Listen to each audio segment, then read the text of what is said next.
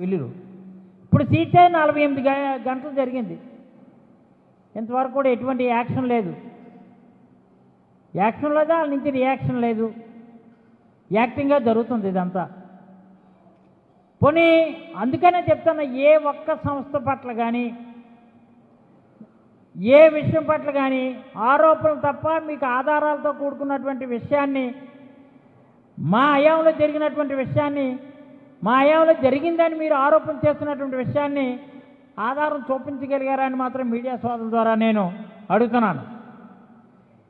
ఎందుకంటే ఈ నెల 9వ తారీఖునే మొత్తం 483 టన్నుల వరకు కూడా బియ్యాన్ని సీజ్ చేయాలని ఆదేశించారు. అన్ని